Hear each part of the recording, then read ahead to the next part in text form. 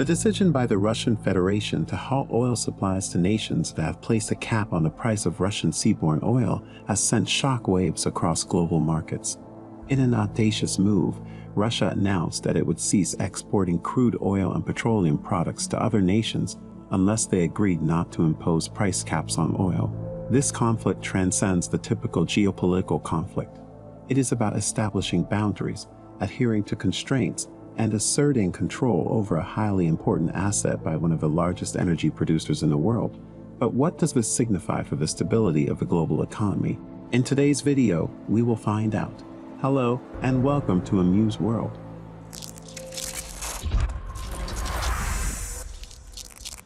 Before starting our video, don't forget to smash the subscribe button and click the notification bell for more amazing content.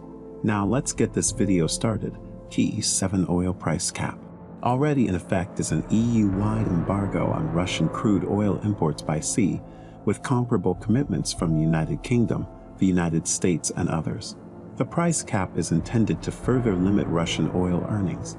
It prevents the shipment of any Russian crude sold for over $60 using G7 and EU tankers, insurance companies, or financial institutions. Commenting on the price cap, Ukraine's President Volodymyr Zelensky declared the price cap a poor notion that was not serious enough to affect the Russian economy. However, Anton Siluanov, Russia's Minister of Finance, has stated that the country's budget deficit in 2023 may exceed the predicted 2% of GDP due to the oil price cap's impact on export revenue. Oil is currently selling at over $80 per barrel, a significant decrease from its March and June peaks of over $120 per barrel. Russia ban on oil exports. Russia has officially stated that it will not sell oil or oil products to anyone who wishes to impose a price cap on crude oil. The ban would last 5 months, from February 1 to July 1, 2023. This was laid out in a presidential decree. The decree also said that Russian President Vladimir Putin has the authority to grant special permission to countries that were barred from receiving supplies from Russia. The G7 group of major economies proposed a price restriction in September to prevent Moscow from using oil money to fund its war in Ukraine. Despite the fact that demand for Russian oil in the West fell following the invasion, Russia still gained a lot of money because there was still a lot of demand from India and China. Is India exempted? To avoid the sanctions imposed by the West, Russia has been offering a 40 to 50% discount on oil shipped by sea to countries such as China and India. Moreover, Russia is certain that it will find new clients even if the West caps its oil price. The Indian government has refused to accept the price cap that the G7 has placed on Russian oil. Thus, India will not be harmed by this oil export ban. India's Union Minister for Petroleum and Natural Gas, Hardeep Singh Puri, stated that India would not be affected by the oil price cap and would continue to operate normally. In response, Russia has applauded India's decision. The Russian Foreign Ministry said in a statement, the Deputy Prime Minister praised India's decision not to support the price cap on Russian oil that the G7 and their allies put in place on December 5. How are the global markets affected?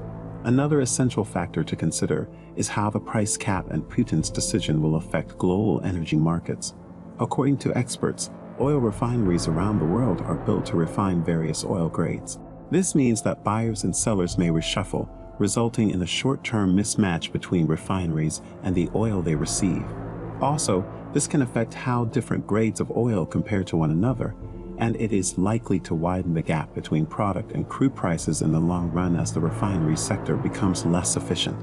The pricing differentials will then encourage investments that, in the long run, make better use of capital.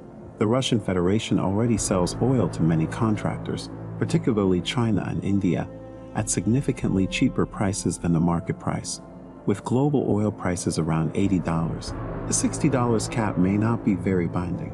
Also, suppose Russia's rivals have a significant recession next year.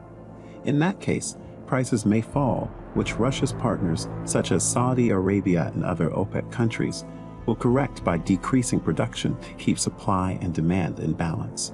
Experts predict that by 2022, oil-producing countries will have saved enough money to deal with major cuts if they occur. Russia is the world's second largest oil exporter after Saudi Arabia.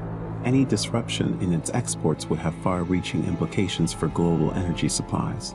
That was it for today's video. What are your thoughts on the Russia-West rivalry in general? Tell us in the comments. If you enjoyed this video, please like the video and subscribe to the channel. Thank you for your time. We'll see you later.